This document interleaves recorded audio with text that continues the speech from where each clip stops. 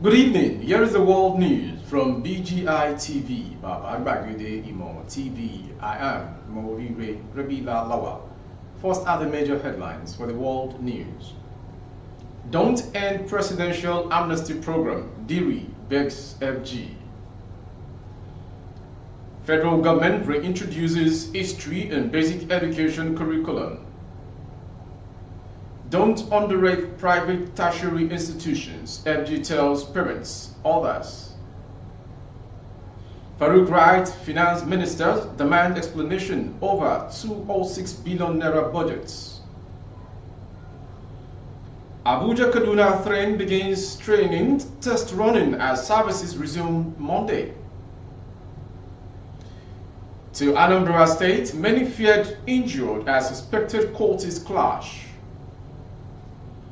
Zamfara community panics over bandit deadline for 2 million naira levy.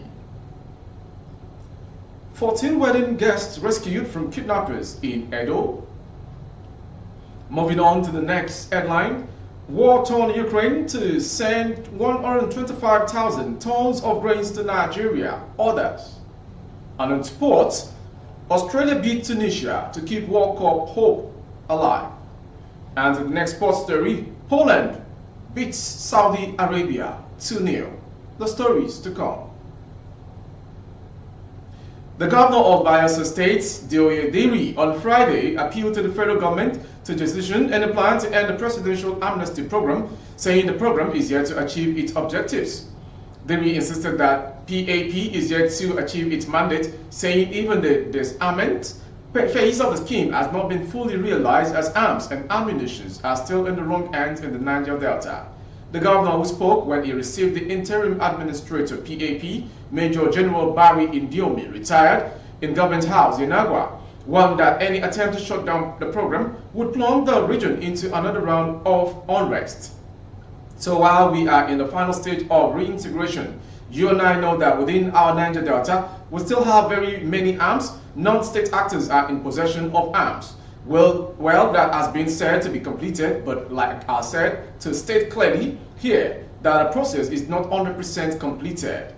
It will bring wrong for anybody at this point to bring the amnesty program to a close. That will amount to being insensitive to what is going on in the region. While acknowledging that the federal government has soft-pedaled in its decision to shut down the program, Diri said the best gift the government could give to the Niger Delta people is to allow the continuity of PAP. Moving on to the next news. The federal government has announced the reintroduction of history as a standalone subject in the basic education curriculum in Nigeria 13 years after it was abolished. The government said 3,700 history teachers have been shortlisted for the first round of training for enhanced teaching of the subject. Education Minister Adamu announced this at the kick-off ceremony of the reintroduction of teaching of history and training of teachers for the subject at basic education level yesterday in Abuja. The minister said national cohesion was being threatened with the country retreating into primordial sentiment because of lack of knowledge about the evolution of Nigeria following the removal of history from basic education curriculum. Adamu was represented by the Minister of State for Education, Goodluck Nana Opia, at the event attended by the Sultan of Sokoto, Alhaji Muhammadu Sahad Abubakar III, and other key stakeholders in education sector. History was removed from primary and secondary education curriculums from the 2009-2010 academic session. Adamu ordered the reintroduction of the subject in 2019, following widespread condemnation. Commenting on the new development, he said, history used to be one of the foundation subjects taught in our classroom, but for some inexplicable reasons, the stream of teaching and learning was abolished. Moving to the next story.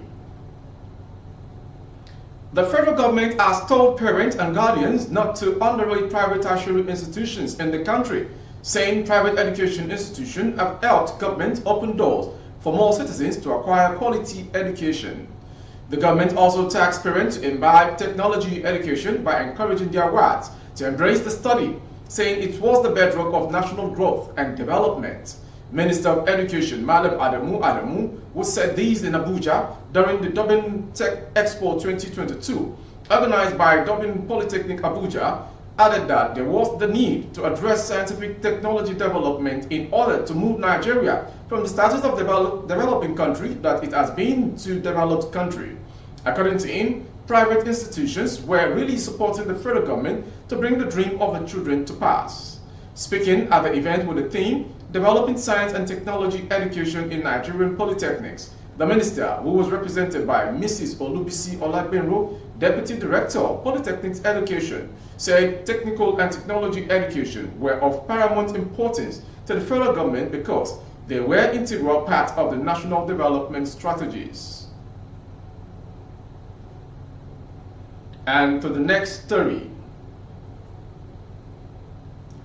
Sadia Umar Farouk, the Minister of Humanitarian Affairs, Disaster Management and Social Development, has written a letter to Zainab Ahmed, Minister of Finance, Budget and National Planning, seeking clarification on the 206 billion naira inserted into its 2023 appropriation bill. Farouk maintained that she knew nothing about how the controversial figure was inserted into the budget. Recall that the Minister of Defense, Major General Bashir Magashi, retired, also told the Senate during budget defense sessions that the Finance Ministry had inserted 11 billion naira into its 2023 budget. Similarly, the Minister of Health, Dr. Osage Ehanire, pointed accusing fingers at the Finance Ministry for padding his ministry's budget proposals. Worried at the development, Farouk, in the letter dated Wednesday, November 23, 2022, dispatched to the Federal Ministry of Finance, requested the cooperation of a finance counterpart in clarifying how the amount came into the budget, given that the 2023 budget proposal our ministry released to the budget office did not contain the figure. In case you're just joining, you are watching the world news from BGI TV. Next to come is the train station in Kaduna along Abuja. An Abuja-Kaduna train passed on Saturday morning through Kubwa, Abuja, and onward to Kaduna on a test running as full services fully and finally resumed Monday. Sahara reporters observed the 12-coach train on Saturday morning around 10:30 a.m., passing through the residential areas onward to Kaduna. The Nigerian government also confirmed that the Abuja-Kaduna rail line would commence on Monday. Spokesman for the Nigerian Railway Corporation, Mr. Yakub Mahmood, disclosed these to Daily Trust. He said ahead of the resumption on Monday, the NRC will release further details on the operations on Sunday to the general public. Recall the Minister of Transportation, Mr. Mohazu Jaji Sambo, had announced the train service will resume this month. He had also said the train service will resume only when adequate security had been put in place. Some of the new security measures he had said must be ready ahead of the resumption is installation of real-time monitoring surveillance equipment on the corridor. The service was suspended indefinitely after terrorists kidnapped passengers in March. The President Muhammadu Buhari-led Nigerian government had said it would hand over train services total managed by the Nigerian Railway Corporation (NRC) to the private sector to engender efficiency and effectiveness in the running of the service. Going to the east, there were sporadic shootings around the Zik Avenue in Oka, Anambra State as rival transport associations clash.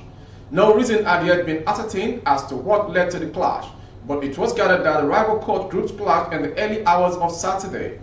The residents around the area were said to have run for safety during the shooting spree, while the court members shot at each other.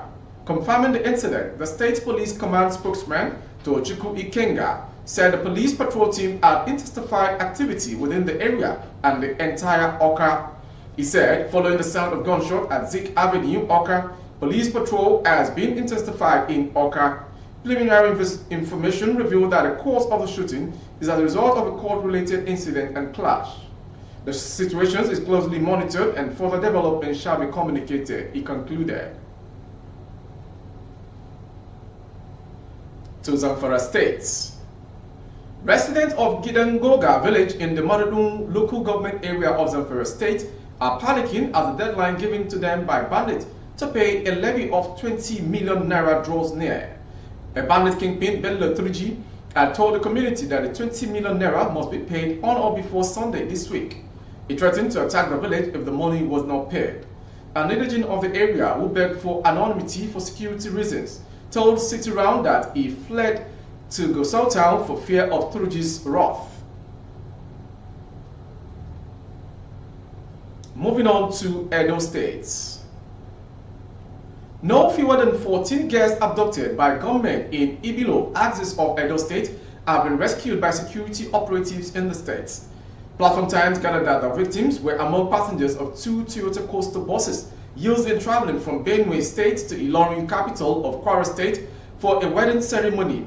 A statement signed by the spokesman of Edo Police Command, CP, SP Chidi Unwabuzo, explained that victims who were on their way to a wedding ceremony were abducted on Thursday, 24th November 2022 at about 4 p.m. along Lagos-Abuja Road by Ikere Oke Ibilo in Akoko Edo local government area of Edo State. 9 of the victims were rescued on the same day of the incident, while 5 others were rescued in the early hours of following day, Friday.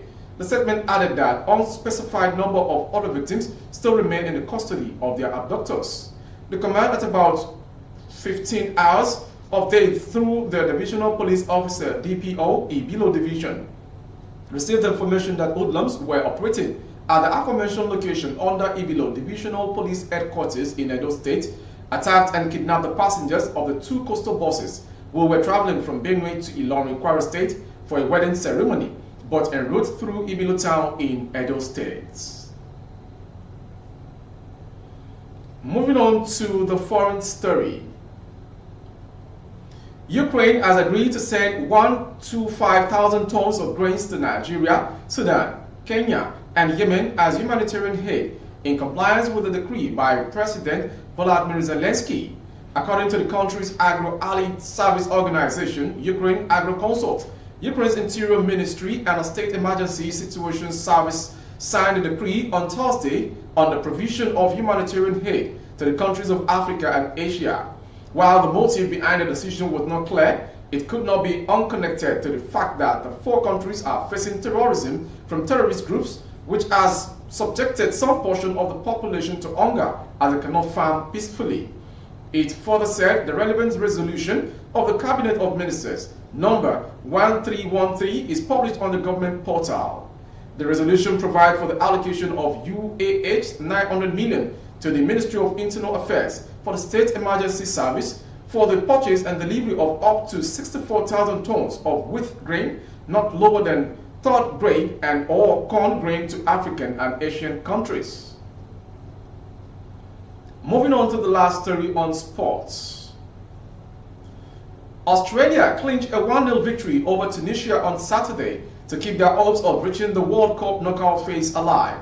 The Socceroos, who would have gone out with a second successive defeat, scored the only goal through Michel Duc's 23rd minute header to move second in Group D behind France. And to the last story from sport as well.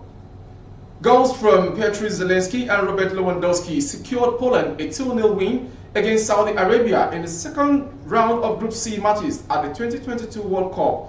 That result sees the group nicely poised and means Argentina will exit the tournament if they lose to Mexico later today. Before we go on the world news, some major headlines. Don't end presidential amnesty program, Dewey begs FG. Federal government reintroduces history in basic education curriculum. We also brought to you, don't underrate private tertiary educations and institutions, FG tells parents.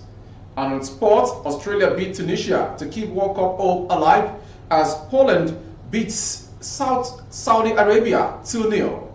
For more updates on YouTube, our handle is Babagede Imo TV. Kindly subscribe and click on the notification bell, select option all to access our broadcast. On Facebook, Bagede Imo with Alawiye Adebayo. Please like and follow the page. For Instagram updates, Bagede Imo _22. For advert placements of your goods and services, coverage of events and functions, please dial the phone number streaming on your screen for advert placements only. Thank you for watching. I am Morire Revila Lawa. Good evening.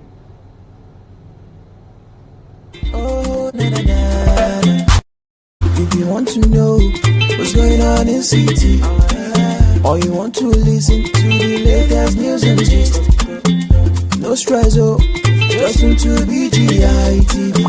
BGI TV, you're one in a million.